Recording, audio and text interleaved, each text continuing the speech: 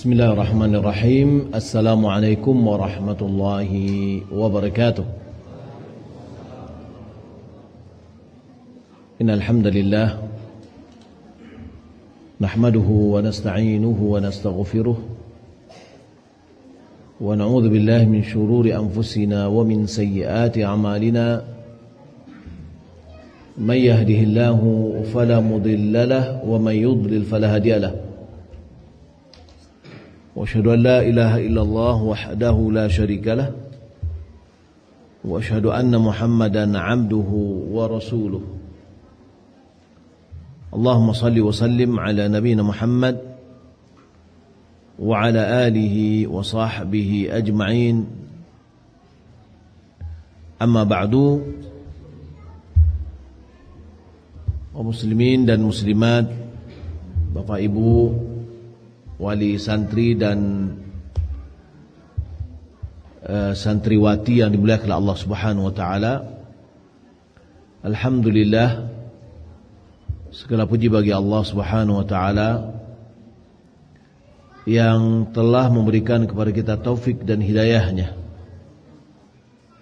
Atas taufik dan hidayah itulah kita bisa dipertemukan oleh Allah Subhanahu wa taala di dalam tempat yang penuh berkah, yaitu masjid, yang mana itu adalah sebaik-baik tempat yang dicintai oleh Allah Subhanahu wa taala. Salat berikan salam semoga dan anugerah oleh Allah Subhanahu wa taala kepada Nabi kita Muhammad sallallahu alaihi wasallam. Allahumma shalli ala Muhammad wa ala ali Muhammad.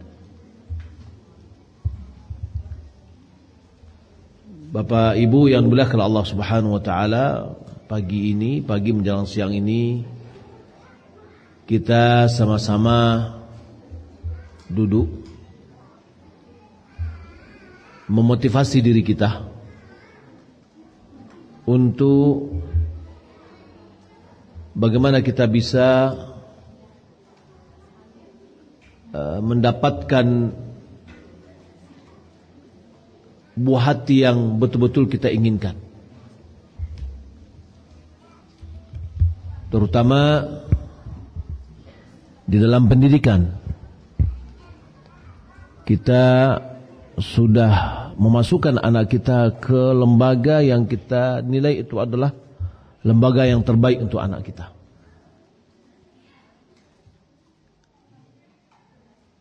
Di mana kita masukkan anak-anak kita baik di pesantren putri, yakni pesantren Fatimah, atau yang putra Ali bin Abi Thalib. Harapan kita adalah bagaimana anak kita betul-betul bisa menuntut ilmu dengan baik, dan mereka nanti ke depan adalah pertama menjadi anak-anak yang soleh, yang berbakti kepada orang tuanya, yang sebelumnya dia mentauhidkan Allah Subhanahu wa taala dan mentaati Rasulnya. Maka dalam pertemuan kita ini kita beri judul, yaitu pupuklah pohonmu untuk tunas barumu. yakni cara memotivasi orang tua akan anaknya dalam menuntut ilmu. Bapak Ibu dimuliakan Allah Subhanahu wa taala. Ulama memberikan ibarat di dalam tarbiyah, pendidikan. Seorang murabbi, seorang yang mendidik, siapapun yang mendidiknya, baik itu orang tua, itu yang pertama, ayah dan ibu, atau guru-guru, ustadz dan ustadzah. Ini mereka adalah murabbi. Mereka adalah orang yang mendidik. Maka pendidik itu ibaratnya adalah seperti petani. Falah atau zari'. Yang mana dia akan menanam tanamannya.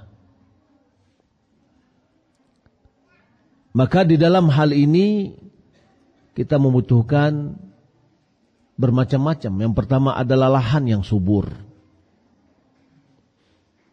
Tanpa ada lahan yang subur, tanaman kita tidak akan bisa tertanam dengan baik. Yang kedua adalah bibitnya. Lahan yang subur tapi bibitnya tidak baik, maka juga tidak akan bisa tumbuh tanaman yang akan kita tanam. Setelah kita menanam bibit yang baik, bibit yang unggul di lahan atau tanah yang subur, maka kewajiban kita setelah itu apalagi adalah memupuknya dan menyianginya. Maka begitulah kerjanya seorang pendidik. Dia berupaya membentuk lingkungan yang baik, kemudian memberikan pupuk-pupuk yang baik, dan menyiangi tanaman itu dari gulman-gulman atau dari hama-hama dan tanaman-tanaman yang tidak bermanfaat. Itulah yang dikerjakan oleh seorang pendidik.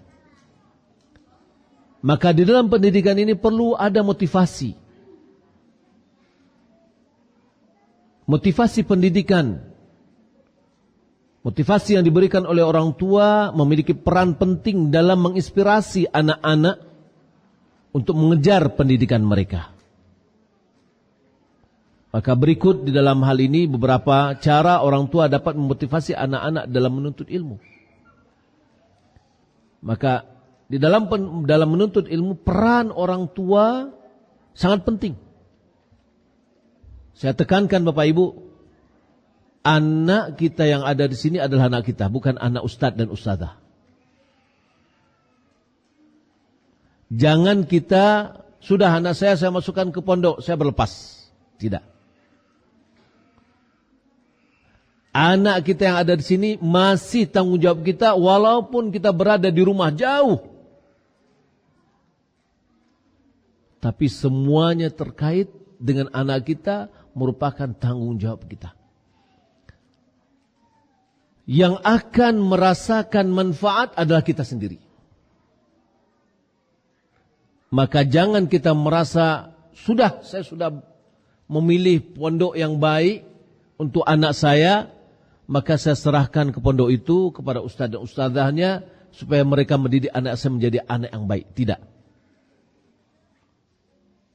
Tapi orang tua selalu memiliki peran di dalam pendidikan anaknya.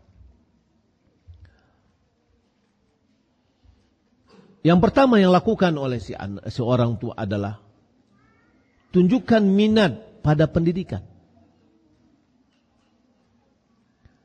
Orang tua yang tidak menunjukkan minat pada pendidikan, anaknya tidak akan bisa sukses dengan baik.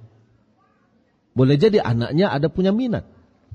Tapi orang tuanya kalau tidak punya minat, bagaimana dia akan menumbuhkan minat pada anaknya? Maka dalam hal ini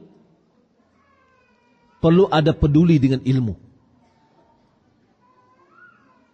Perlihatkan ketertarikan Anda terhadap pembelajaran dan pengetahuan. Kita memasukkan anak kita ini, hendaklah kita yang juga menampakkan kepada mereka kita tertarik. Terutama yang berhubungan dengan pondok yang kita akan titipkan anak kita di sana. Sehingga anak kita ketika dia melihat kita ini punya ketertarikan, kita juga punya perhatian, kepedulian itu akan terwariskan kepada anak kita. Maka kalau kita lihat anak yang dimasukkan ke pondok pesantren, orang tuanya tidak sepakat dimasukkan anaknya ke dalam pesantren itu, anaknya akan bingung. Si ayah kuat memasukkannya, tapi si ibu tidak. Atau sebaliknya, si ibu kuat untuk masukkan anaknya ke pesantren, si bapak tidak. Maka anaknya akan kurang termotivasi dalam pendidikan. Yang kedua, kita perlu ajak anak kita itu berdiskusi. Ya, diskusikan topik-topik menarik bersama anak dan berikan contoh betapa ilmu pengetahuan dapat membuat pintu peluang. Apa yang kira-kira yang dipelajari di sini? Al-Quran. Bagaimana pentingnya Al-Quran? Bagaimana kita bandingkan dengan orang-orang atau anak-anak yang tidak ada kepedulian dengan Al-Quran? Keutamaan orang yang baca Al-Quran, keutamaan anak-anak yang hafal Al-Quran, itu perlu kita diskusikan kepada anak-anak kita. Kita ajak dia berpikir. Sehingga dia ketika masuk itu betul-betul punya motivasi yang kuat. Dan didorong oleh orang tuanya. Tapi kalau seandainya ini tidak pernah kita diskusikan di rumah dengan anak kita ketika dia libur, dia akan melihat bahwasanya ayah saya, ibu saya tidak perhatikan pendidikan saya. Ya, seakan-akan orang tua tidak menghiraukan apa yang sedang dijuangkan oleh anaknya. Maka kita perlu menunjukkan minat terhadap pada pendidikan yang anak kita sekarang kita masukkan. Ya, kita sebagai ayah sibuk mencari nafkah. Si ibu sibuk di dalam menata rumah. Tapi tetap kita berikan perhatian kita kepada anak kita dan perhatian yang dalam minat ini.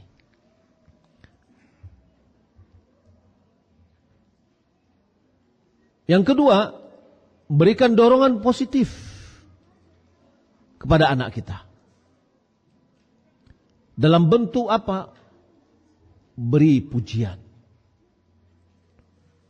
Pujilah usaha dan prestasi anak, bahkan yang kecil sekalipun. Kita tanya, dan Masya Allah yang sekarang yang akan kita anukan ini adalah bagian dari mengapresiasi, memuji pencapaian-pencapaian anak-anak kita.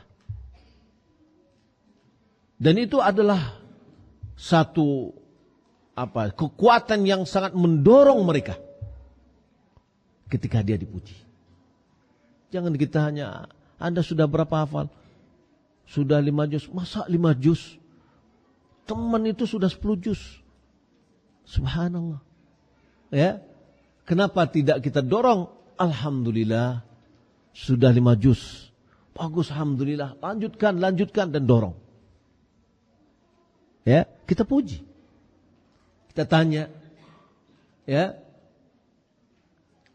Kemudian berikan umpan balik.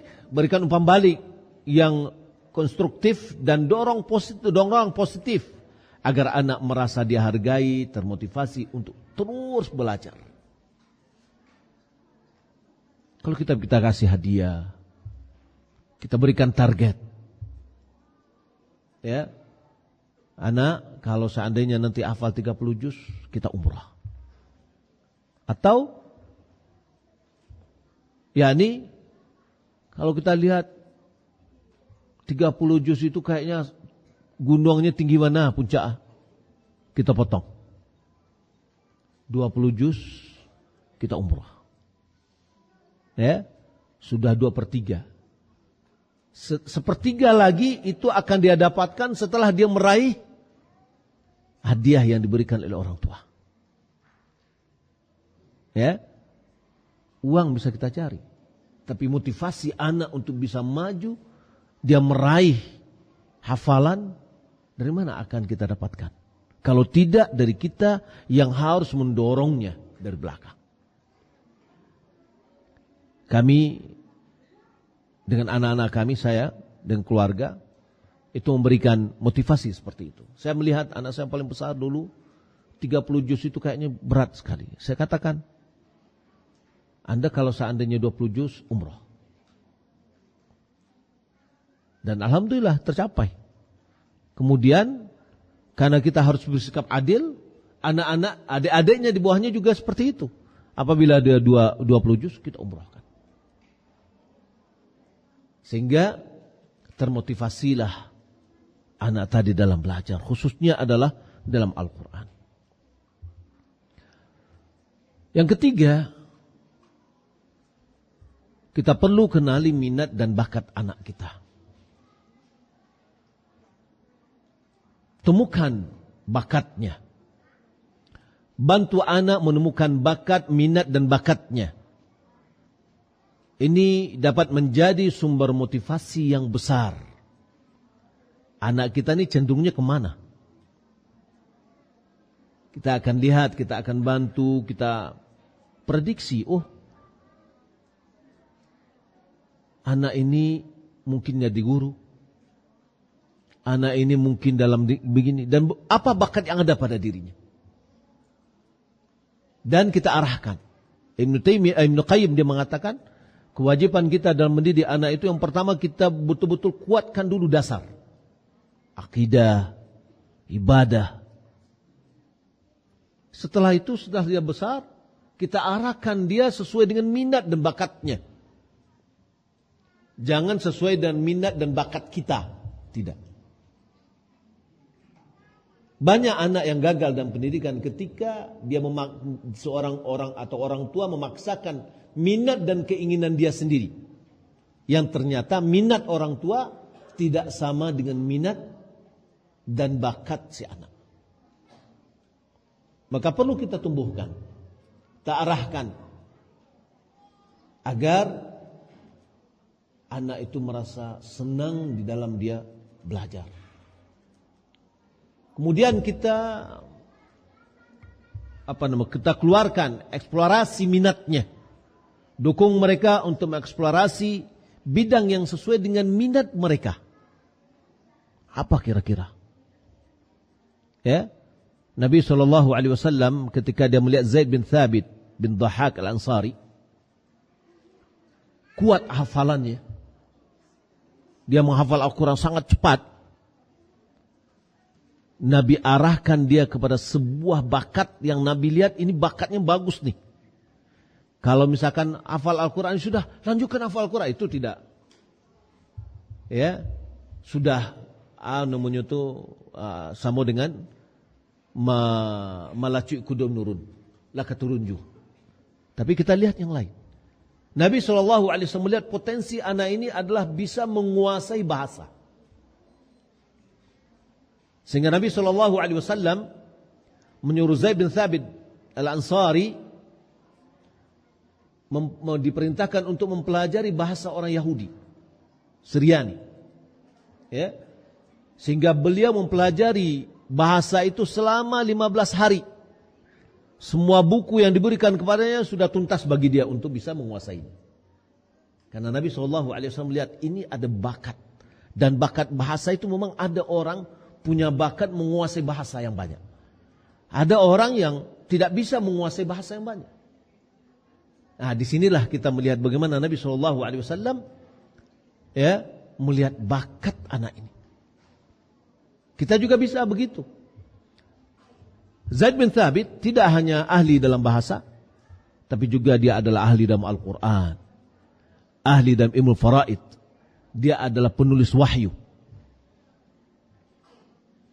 Artinya ilmu-ilmu agamanya dia kuasai, tapi ilmu yang lain yang dia ada memiliki kecenderungan dan minatnya diarahkan.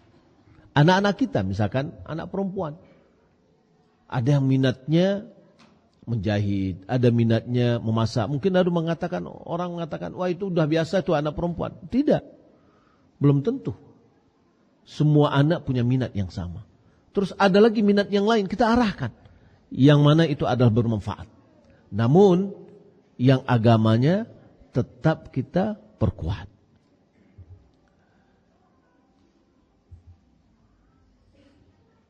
Kemudian, Untuk memotivasi anak kita ini, kita buat target dan rencana yang bersama.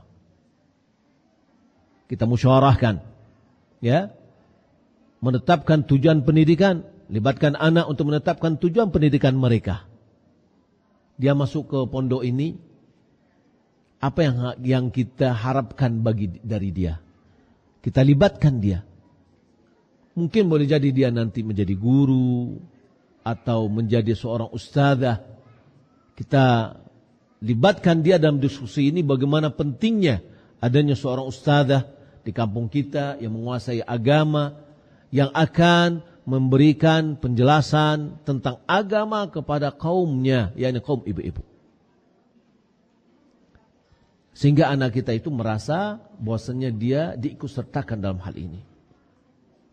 Di samping itu kita buat rencana pendidikan, bantu mereka membuat rencana studi yang realistis dan terorganisir. Contoh misalkan target dia di dalam belajar. Selama 3 tahun dia punya target menghafal Al-Quran. Misalkan, ya, bagaimana kita memotivasi mereka, kita usahakan juga bagaimana cara dia mengatur atau merencanakan. Walaupun mungkin di pondok sudah ada, tapi kita motivasi, kita bantu. Ya, maka ketika kita datang ke sini, hendaklah kita tanyakan, ada masalah enggak dia dalam sekolahnya? Ya. Dalam menata dirinya dalam belajar. Jangan ditanya Bapak Ibu tanya bagaimana sikap orang guru A, guru B, bagus enggak mengajarnya. Ini jangan, ini mengajarkan anak mengajarkan anak tidak beretika dengan guru. Ya. Tapi kita tanamkan kepada mereka untuk beradab dengan guru, untuk mendengarkan perkataan guru, untuk bersabar dengan apa yang telah diingatkan oleh Imam Syafi'i. Imam Syafi'i mengatakan, isbir ala jafa'il muallimi, fa inna rusubal ilmi fi nufranihi. Bersabarlah akan sikap guru yang kurang harmonis. Sesungguhnya kegagalan dalam menuntut ilmu adalah dalam menjauhkan diri dari guru. Semakin jauh dari gurunya, itu adalah semakin berpeluang gagal dalam menuntut ilmu. Man lam yadhuq dhullat ta'allumi sa'atan. Atau dalam yang lain dikatakan man lam yadhuq murrat ta'allumi sa'atan. Siapa yang tidak mencicipi pahitnya atau hinanya dalam menuntut ilmu sesaat. 3 tahun di SMP atau sanawiyah, 3 tahun di SMA. 6 tahun dibandingkan dengan umur, maka nilainya adalah sesaat. Dikekang, tidak boleh main HP, tidak boleh semuanya harus ikut aturan-aturan. Bagi orang yang biasa bebas, dia akan merasa itu ada sebuah kehinaan. Dia akan merasa itu ada sebuah yang pahit. Karena ini enggak boleh, itu enggak boleh, itu enggak boleh, itu tidak boleh. Tapi dibikin aturan dalam rangka bagaimana pendidikan ini selesai. Kalau dia tidak mencicipi rasa pahit itu, rasa hina itu, tajarra'a dhullal jahli tula hayatihi. Dia akan menelan kehinaan, kebodohan sepanjang hayatnya. Maka ini kita motivasi anak kita. Kita bantu dia. Kita tanya, ada kendala dalam belajar, dalam pembagian waktu, bagaimana cara dia untuk menghafal, ya. Maka dengan adanya pertanyaan kita ini, anak kita merasa bahwasanya dia sedang diperhatikan oleh orang tuanya. Orang tuanya selalu berada di sampingnya dan memotivasi dirinya. Kemudian di antara hal yang penting juga hadir dalam kegiatan pendidikan anak. Di antaranya adalah ikut serta dalam pertemuan. ikut serta dalam pertemuan sekolah atau kegiatan-kegiatan lain terkait dengan pendidikan anak. Kehadiran Bapak Ibu pada saat ini sangat berharga bagi anak kita. Kehadiran Bapak Ibu pada saat ini menunjukkan bahwa Bapak Ibu punya kepedulian terhadap pendidikan mereka. Walaupun kita punya kegiatan yang lain, kita harus tinggalkan itu untuk hadir dalam pendidikan, di dalam kegiatan-kegiatan, di antaranya ada pertemuan wali murid ini. Maka ini sangat penting.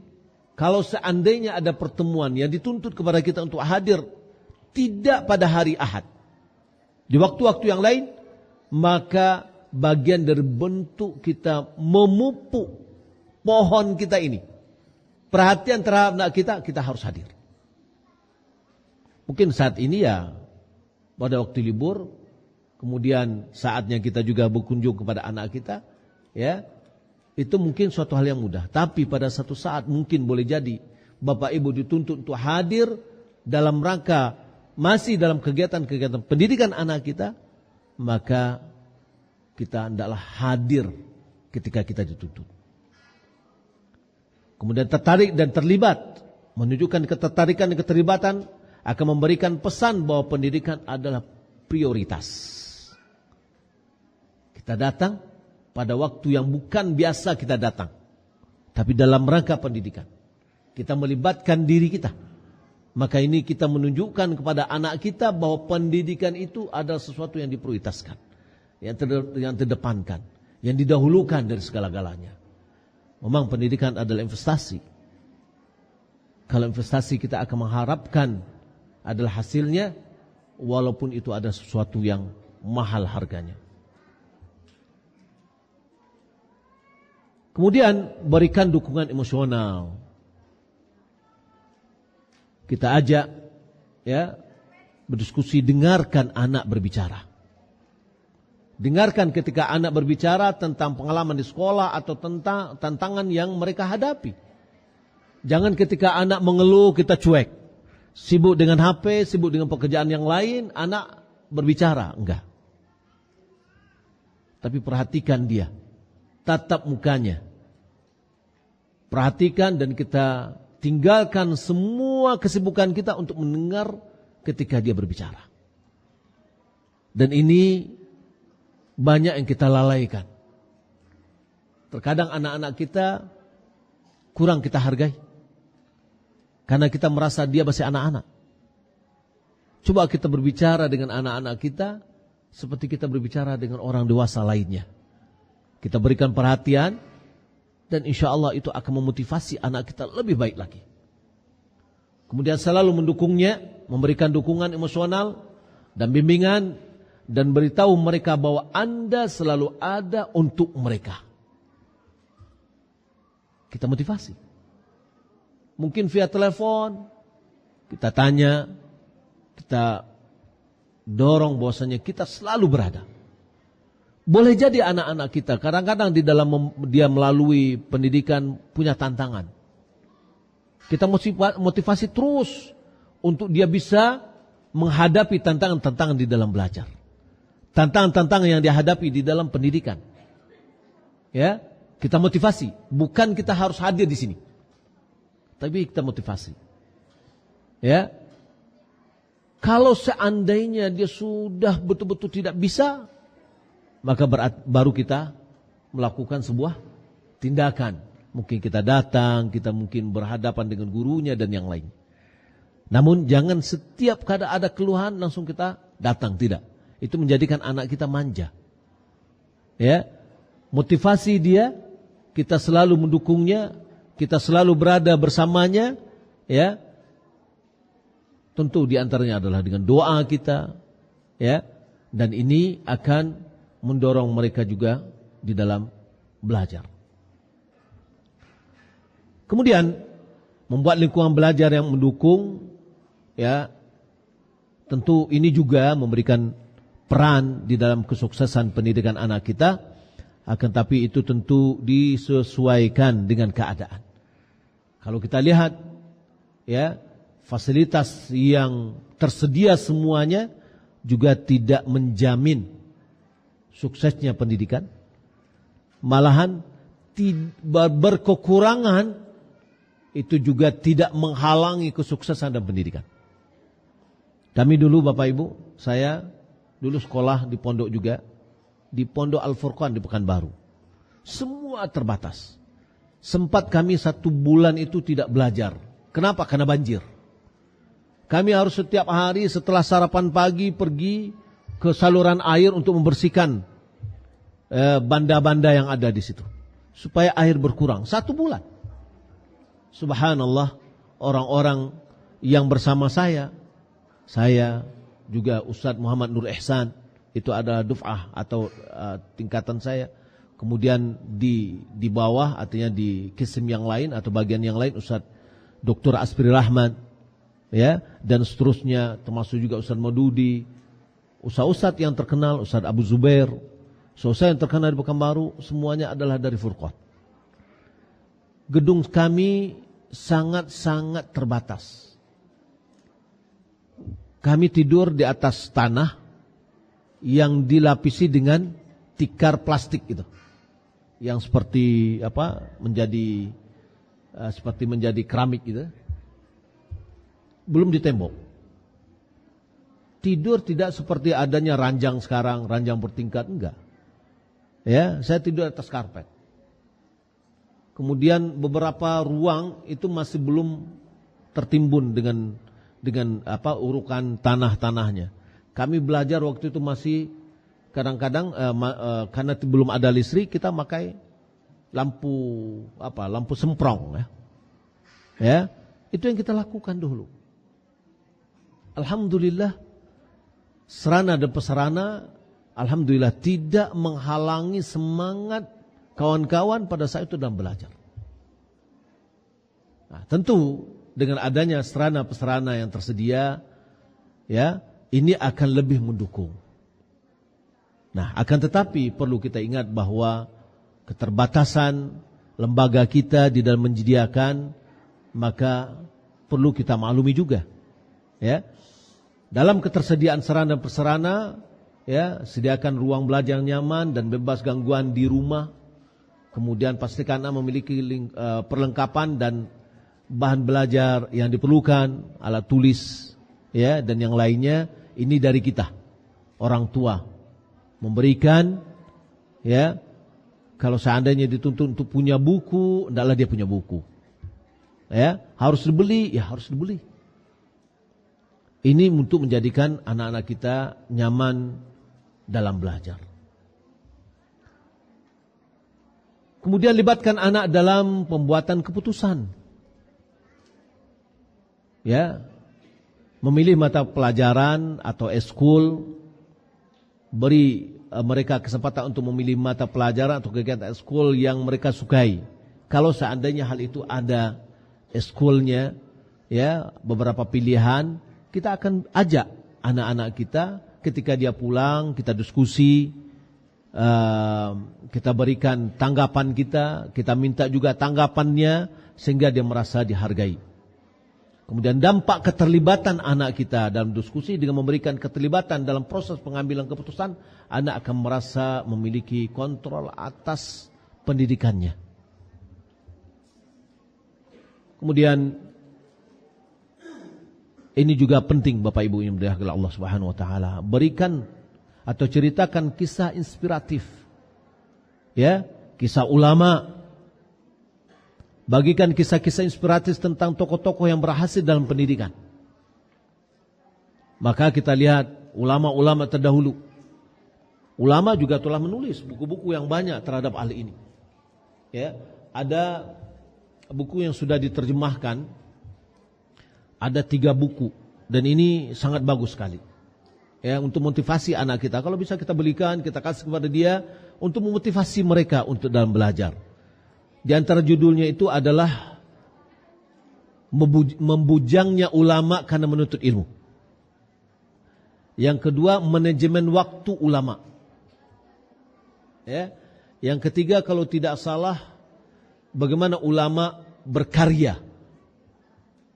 Ya. Nah, 3 buku ini pada umumnya adalah memotivasi kepada anak-anak kita bagaimana mereka melihat ulama-ulama terdahulu sukses dalam pendidikan. Nah, ini perlu. Kalau kita mungkin berkisah kepada anak kita, keterbatasan. Kita berikan buku dalam hal-hal yang motivasi seperti ini, kita jadikan buku itu adalah sebagai buku yang inspiratif, yang mendorong mereka untuk bisa menuntut ilmu. Kemudian merangsang semangat. Ini dapat memberikan motivasi tambahan dan merangsang semangat belajar anak. Kita dorong terus, ya, kita semangatkan terus, dan sebagaimana kita sebutkan tadi, kita kasih dia hadiah, kita kasih dia hal-hal yang lain yang bisa merangsang semangatnya. Kemudian ingatkan pentingnya pendidikan. Diskusikan dengan anak tentang pentingnya pendidikan untuk masa depan mereka. Ini menunjukkan kepada mereka bahwa mereka pertama, mereka sudah berada dalam satu jalan. Yang jalan itu akan dia tempuh dan menghantarnya kepada tujuan. Kemudian pendidikan adalah jalan untuk menggapai impian. Anak-anak kita perlu ditanya, cita-citanya apa? Ya, cita-citanya apa? Ketika dia memiliki cita-cita, sebagaimana kawan-kawannya juga punya cita-cita. Ya, maka kita jelaskan bagaimana pendidikan dapat membuka pintu peluang dan membantu mereka menggapai impian mereka itu sendiri. Nah, tentu karena kita berada di dalam ruang pendidikan agama, arahan-arahan kita itu adalah kita arahkan dia kepada agama. Penghafal Al-Quran, ya, guru-guru Al-Quran, berapa pahala yang akan dia dapatkan, berapa manfaat yang akan bisa dirasakan oleh masyarakat. Kami dari keluarga, anak-anak kita yang perempuan kita arahkan untuk menghafal Al-Quran minimal. Ini minimal nih Bapak Ibu. Kalau seandainya tidak menjadi guru nantinya, minimal dia adalah penghafal untuk anak-anaknya terhadap Al-Quran. Tidak perlu lagi kita mencarikan guru yang akan menghafalkan Al-Quran terhadap anaknya, yaitu cucu kita depannya. Ya, sudah ada ibunya sendiri ada penghafal Al-Quran. Maka kita harapkan keturunan kita, anak cucu kita, mereka adalah orang-orang yang memberikan perhatian kepada Al-Quran. Bapak Ibu bilahkan Allah Subhanahu wa taala, ingatlah bahwa setiap anak memiliki kebutuhan dan cara motivasi yang berbeda. Anak kita yang pertama, anak kita yang kedua berbeda-beda walaupun sumbernya adalah sama. Dari ayah dan ibu yang satu, tapi karakter mereka, motivasi mereka, kebutuhan mereka itu adalah berbeda-beda. Oleh karena itu penting untuk tetap fleksibel dan responsif terhadap kebutuhan dan kepribadian masing-masing anak. Kita lihat ini anak kita cenderungnya kemana, yang si A kemana, si B kemana, kemudian kebutuhannya bagaimana. Ada anak kita di antara, Masya Allah, dia bisa mandiri. Ya, yang satu lagi kurang bisa mandiri. Nah, bagaimana kita bisa memotivasi mereka ini, dan mau tak mau Bapak Ibu bilahkan Allah Subhanahu wa taala, kita sebagai orang tua harus belajar. Harus belajar bagaimana kita mengenal anak kita secara keilmuannya bagaimana. Sehingga ini adalah membantu anak kita untuk bisa belajar sampai sukses. Dan inilah cara kita memupuk. Ya, anak kita adalah buah hati kita. Ya, dia adalah jantung kita. Dia adalah kebaikan kita. Dia adalah yang akan meneruskan perjuangan kita. Maka Bapak Ibu bilahkan Allah Subhanahu wa taala, mari kita selalu memberikan motivasi kepada anak kita sehingga anak kita bisa selalu bersemangat untuk belajar. Dan kita mengetahui bahwasanya anak kita tidak sama dengan yang lain. Ada anak kita yang cepat, ada anak kita yang lambat. Maka ada di antara anak kita yang kurang senang dibanding-bandingkan dia dengan yang lain. Maka kalau itu yang terjadi, jangan kita pernah membandingkan dia dengan yang lain. Ya, Apalagi misalkan kita dorong dia, ini Anda sebagaimana saya sampaikan tadi, bahwasanya Anda masih segini, yang sana sudah hafalnya lebih banyak dan seterusnya. Mungkin kita harapkan dia termotivasi. Tidak. Anak sekarang mungkin berbeda dengan kita.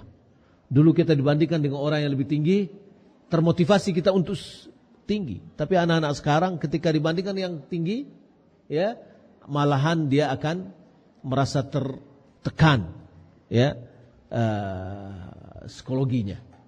Nah, malahan cenderung anak itu akan melihat, wah itu lihat loh, si fulan hafalannya masih sekian, si fulan hafalannya masih sekian, masih di bawah saya, gitu. Ya, nah ini adalah kecenderungan dari anak-anak sekarang sehingga dia merasa tidak ditekan. Maka oleh karena itu kita motivasi dia. Berapa dia punya, kita motivasi, kita berikan hadiah, ya, sehingga itulah yang akan bisa mendorong semangat anak kita di dalam belajar. Mudah-mudahan apa yang kita sampaikan bermanfaat untuk saya sendiri dan untuk kita semua. Mari kita selalu memberikan perhatian kepada anak kita. Kita sampaikan kepada mereka bahwasanya kita selalu memberikan perhatian dan selalu ingin mendorong mereka untuk selalu belajar dengan baik. Demikian, sallallahu Muhammad wa ala alihi wa sahbihi ajma'in. Wassalamualaikum warahmatullahi wabarakatuh. Pengalaman saya Bapak Ibu di dalam pengalaman pribadi, ya. Saya tentu sangat berharap anak-anak saya juga seperti saya. Itu harapan saya. Bagaimana dia juga bisa berceramah di depan. Makanya saya masukkan anak saya ke pondok pesantren. Ternyata tidak semua yang kita harapkan itu bisa terwujud. Saya selalu banggakan anak saya. Ini anak saya di pondok pesantren Bina Madani. Dia hafal sekian, dia hafal sekian. Ternyata setelah kita berdiskusi dengan dia, itu kurang menyenangkan bagi sebagian anak nih. Ya. Anak ada yang lain dia bangga. Ya, tapi dia enggak. Itu menjadi tekanan bagi dia. Boleh jadi hafalnya tidak kuat, harapan kita hafalnya kuat kan gitu. Menjadi tekanan. Sehingga pada suatu saat dia pernah mengatakan, "Baba, jangan pernah suruh saya ke depan." Itu menjadi beban bagi dia. Ya, saya juga Bapak Ibu, sebagaimana saya juga dan Bapak Ibu, saya juga belajar untuk mengendalikan emosi dengan anak kita sendiri. Ya. Nah, subhanallah, anak itu ternyata dia berkembang. Yang tadinya dia mengatakan dia tidak mau berdiri ke depan, dalam proses dia belajar itu, sekarang dia kuliah di Saudi.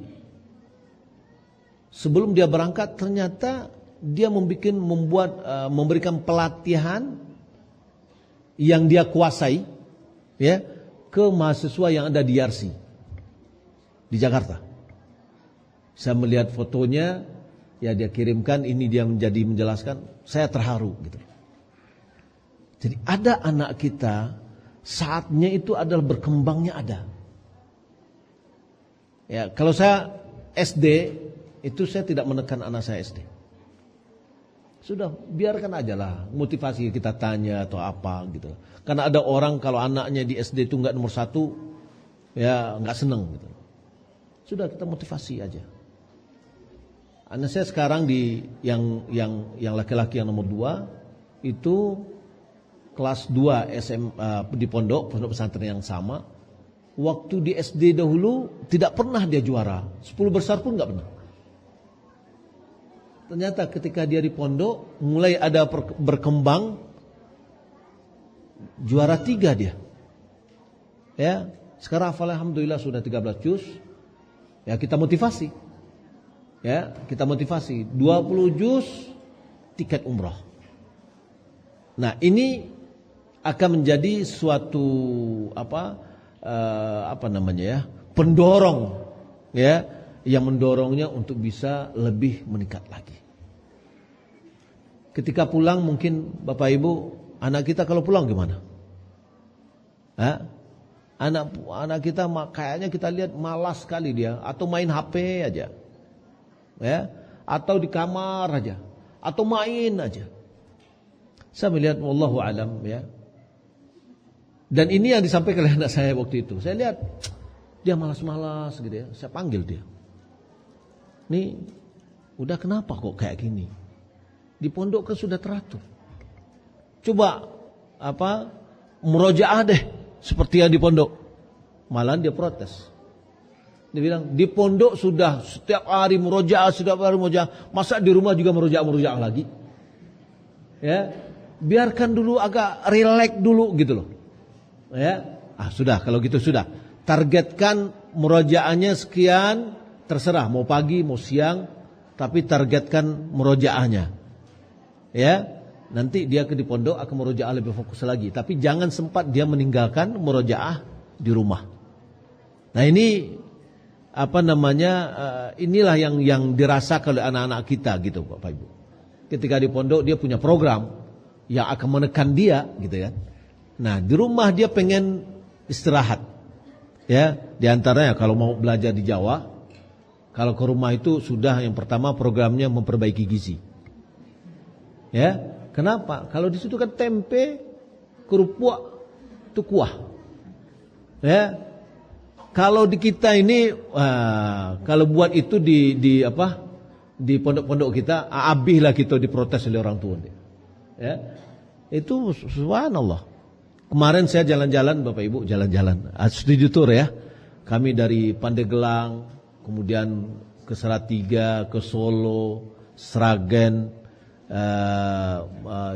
Surakarta,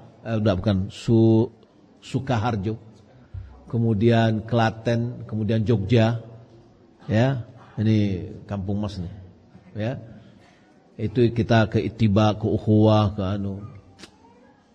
Kalau makan nggak ada lawannya di kita, ya.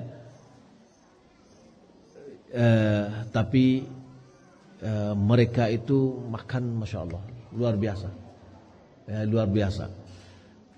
Jadi jauhlah, ya, dari kebiasaan kita makan. Jadi untuk makan di Sumatera Barat ini jangan diragukan untuk masalah makan di pondok ya. Ya, yang perlu dimotivasi itu adalah bagaimana belajarnya lebih baik. Nah, ini wallahu alam, tambahan dari saya ya.